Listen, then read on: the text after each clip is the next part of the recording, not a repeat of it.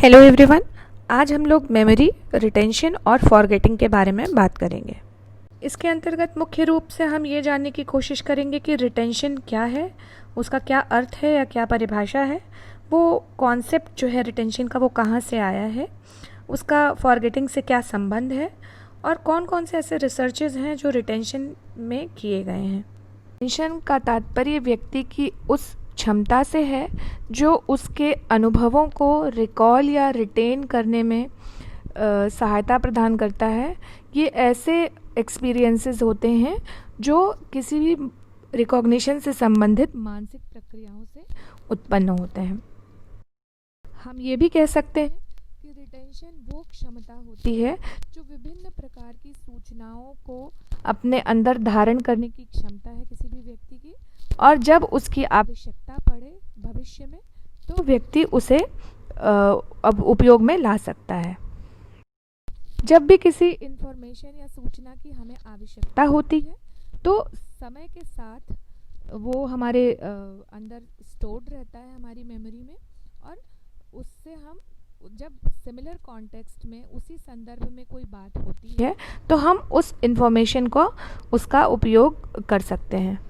इसलिए हम कह सकते हैं कि मेमोरी और रिटेंशन एक दूसरे से लिंक्ड हैं, क्योंकि बिना मेमोरी की प्रक्रिया हुए कोई भी जो अधिगमित सामग्री है, जो लर्नड मटेरियल है, उसका रिटेंशन होना पॉसिबल नहीं है। तो हम ये कह सकते हैं कि मेमोरी और लर्निंग का जो प्रोसेस है, लर्निंग की जो प्रक्रिया है, वो एक दूसरे से बहुत ही क्लोजली रिलेटेड है। मेमोरी का जो स्टोरेज सिस्टम है उसमें इंफॉर्मेशंस जो हैं वो इनकोड की जाती हैं, और समय आने पर व्यक्ति उन इंफॉर्मेशंस को पुनः रिट्रीव कर सकता है, उनको पुनः बाहर निकाल सकता है। तो मेमोरी जो है वो प्रोसेस ऑफ लर्निंग का जो एक प्रक्रिया है उसका एक बहुत ही महत्वपूर्ण अंग माना जाता है। सबसे पहले मेमोरी के प्रकार के बारे में रिचर्ड एटकिंसन और रिचर्ड शिफरिन ने 1968 में बताया था, और उन्होंने 3 अलग अलग स्टेजेस बताए मेमोरी के, जिसमें से पहला स्टेज जो है वो सेंसरी मेमोरी का, दूसरा शॉर्ट टर्म मेमोरी का, और तीसरा जो है वो लॉन्ग टर्म मेमोरी का। अब इस करंट स्लाइड में आप देख सकते हैं एक चित्र में जिसमें दिखाया गया है कि कोई भी स्टिमुलस जो है वो सबसे पहले सेंसरी मेमोरी से होके गुजरता है। इस सेंसरी मेमोरी की जो क्षमता होती है वो 3 से लेकर के 7 यूनिट्स तक होती है, और इसका जो ड्यूरेशन होता है, जो समय होता है, वो 0.5 से लेकर के 3 सेकेंड तक के लिए होता है। फिर उसके बाद दूसरा जो अगर उस पर ध्यान दिया जाता है, फिर आगे उस पर ध्यान दिया जाता है उस सूचना के बारे में या वो स्टिमुलस के बारे में, तो वो सेंसरी मेमोरी से वर्किंग मेमोरी या शॉर्ट टर्म मेमोरी जिसको बोलते हैं वो उसमें आ जाती है। शॉर्ट टर्म मेमोरी की जो क्षमता होती है वो 7 से 9 चंक्स के लिए होती है, और उसका ड्यूरेशन जो होता है 5 से 15 सेकेंड्स तक के लिए होता है, यदि उसमें रिहर्सल ना किया जाए तो। फिर जब रिहर्सल होने लगता है तो उस स्थिति में वहाँ पे एनकोडिंग शुरू होती है मेमोरी में, और वो एनकोडिंग करने के बाद से रिहर्स करते हुए उसको हम लॉन्ग टर्म मेमोरी में रख सकते हैं।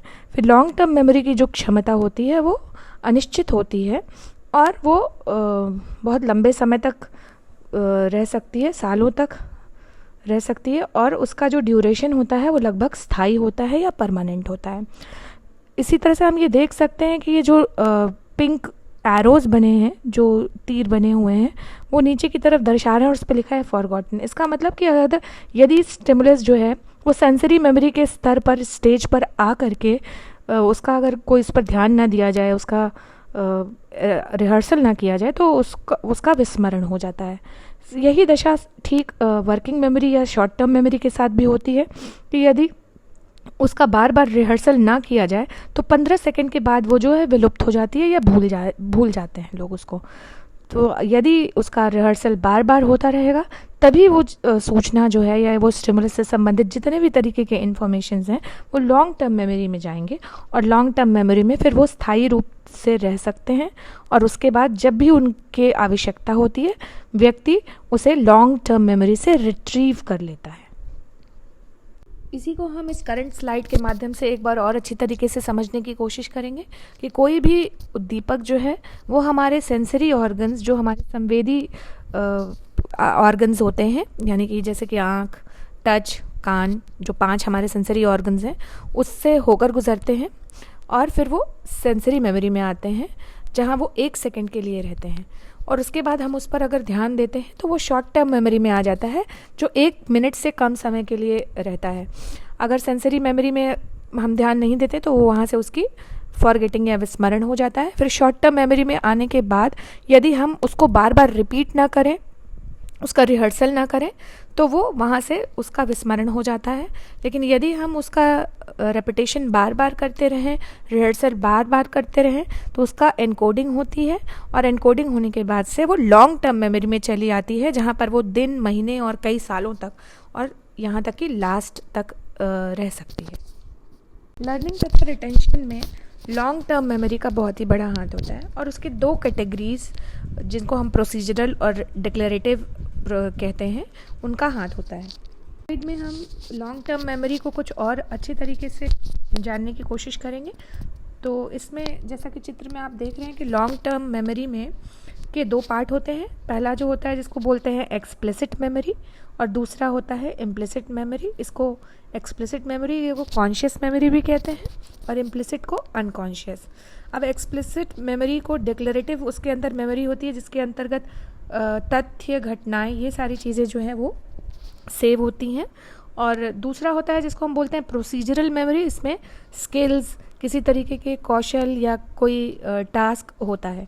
डिक्लेरेटिव मेमोरी का 2 पार्ट्स अगेन होते हैं। इनको हम एपिसोडिक मेमोरी और सिमेंटिक मेमोरी कहते हैं।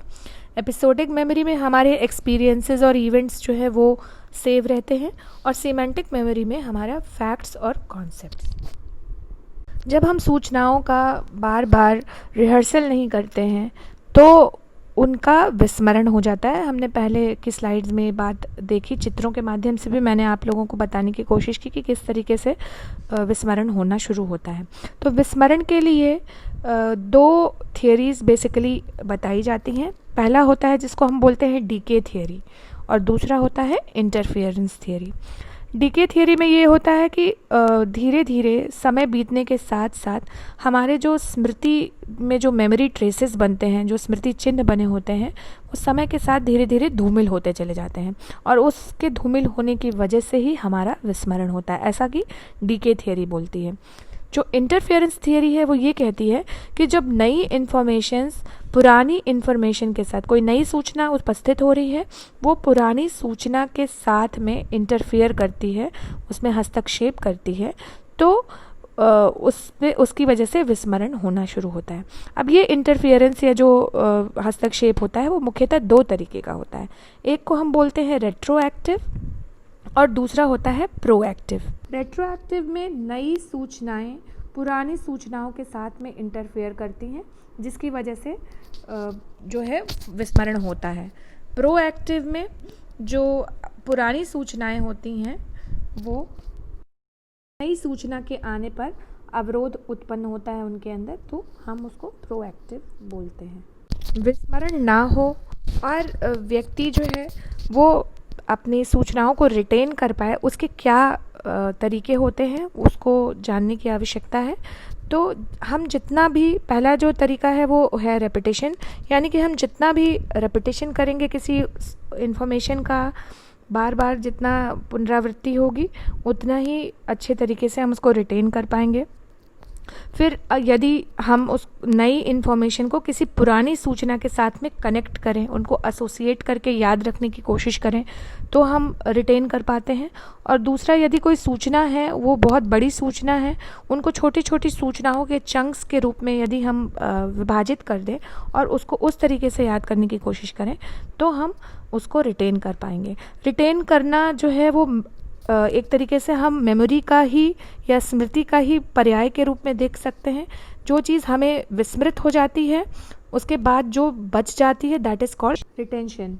विस्मरण से संबंधित बहुत सारे एक्सपेरिमेंट्स किए गए जिसमें एबिंगहॉस का नाम बहुत ही ज़्यादा आता है और कहा जाता है कि सबसे पहले विस्मरण से संबंधित और स्मृति से संबंधित जितने भी तरीके के एक्सपेरिमेंट्स हुए हैं उनकी शुरुआत एबिंगहॉस के द्वारा की गई है। तो यदि हमें स्मृति या विस्मरण के संप्रत्यय को और भी ज़्यादा समझने की आवश्यकता है तो ये रेफरेंस इस करंट स्लाइड में जो एबिंगहॉस का दिखा रहा है उसको देखने से आपको और भी ज़्यादा उसके बारे में गहन जानकारी प्राप्त होगी। Thank you.